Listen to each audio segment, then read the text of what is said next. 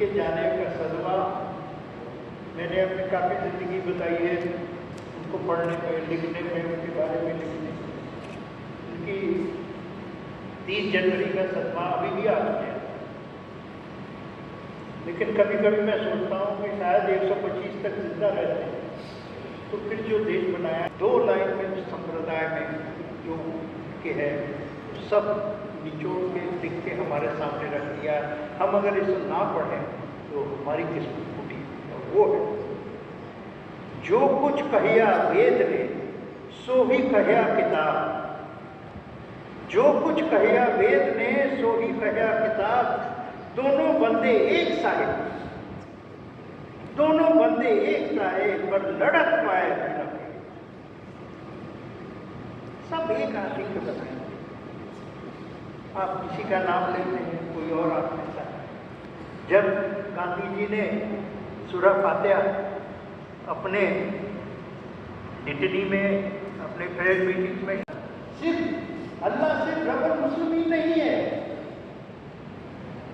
अगर अल्लाह ने सबको बनाया है। गांधी ने ऐसी ऐसी चीजें बोली उसमें, अंग्रेजों ने बोला भाई हम तो रूल ऑफ लॉ ले आए, अब कोर्ट कचहरी में फैसला होता है। गांधी ने बोला वकील का प्रोफेशन, खुद वकील रहे थे, बोला वकील का प्रोफेशन वो प्रोफेशन है जिसमें अगर दो लोग लड़ रहे होंगे तो कोई भी सबके आदमी जाएगा तो बोलेगा आप लोग लड़ाई मत करो, कुछ गलत फहमी हुई होगी, सुलझा सकते हैं। गांधी ने कहा कि वकील अगर होगा तो उल्टा बोलेगा कि लड़ाई किस चीज पर हुई, सारी बातें मुझे बताओ, मैं आपके पक्ष को और ज्यादा बुलंद करूंगा।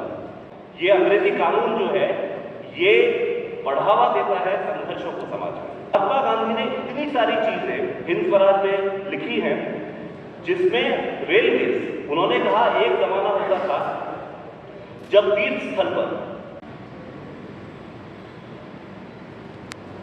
और भारतीय जमीन पर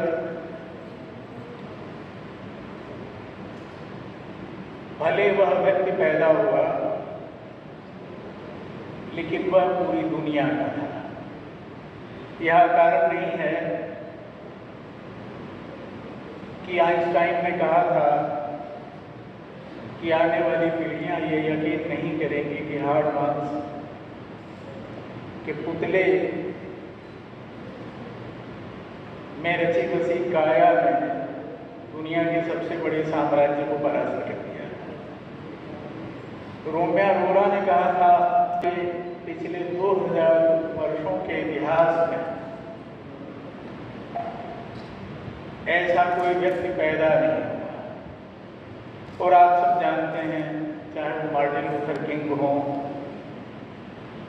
नेल्सन मंडेला हो, या अनेक लोग ऐसे हैं जिन्होंने गांधी जी की प्रेरणा पाकर, उनके आदर्शों पर चलकर अपने अपने देशों की स्वाधीनता आंदोलन को गति दी, शक्ति दी और दास्ता की जिंदगी से मुक्ति दी। तो गांधी जी की जब हम बात करते हैं तो इस बात पर हम धन्य होते हैं कि गांधी जैसा व्यक्ति भारत की भूमि पर पैदा हुआ, एक लक्ष्य के प्रति समर्पित हो जाए, तब उसे स्वराज मिलेगा। और ये स्वराज सबसे पहले जो भारतीय ही नहीं दुनिया की सभ्यता की सबसे पहली किताब है ऋग्वेद। ऋग्वेद के पहले मंडल के 36वें सूक्त का 7वां मंत्र है जिसमें स्वराज आया है। तो स्वराज सीधे सीधे अपने अर्थ में वाक्प्रकाशित है, वह मोक्ष सिद्धि के रूप में है। और गांधी जी ने उसी स्वराज का स्वप्न देखा। और मैं संपूर्ण रामपुर की जनता को रामपुर रजा लाइब्रेरी परिवार का हिस्सा हूं।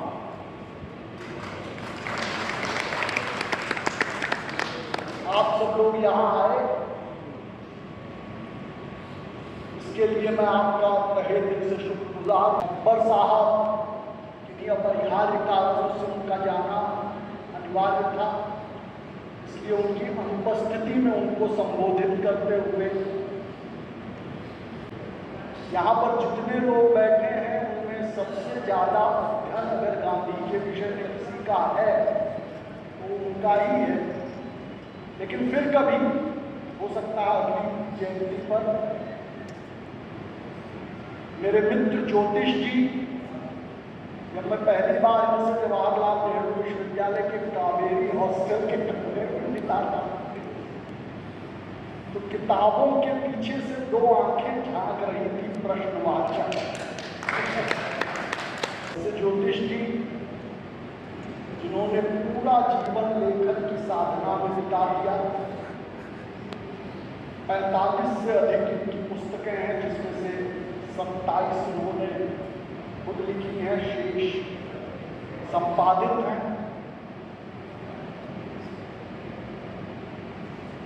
हम सबके बीच में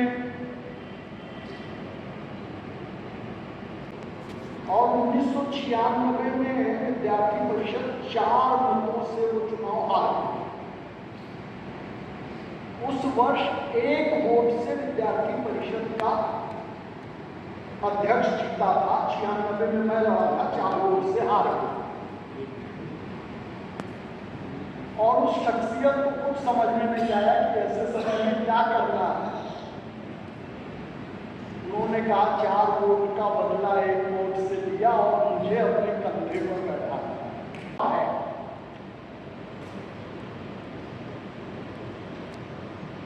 और मेरा आरंभ से ये मानना रहा है, ज्योतिष जी ने कई बार इस बात को सुना भी है, मैंने कहा साहब यहां थे, मेरा स्पष्ट मानना है कि लोक रचना कभी संघर्ष से नहीं होती, समन्वय से होती है। और समन्वय का मार्ग गांधी का।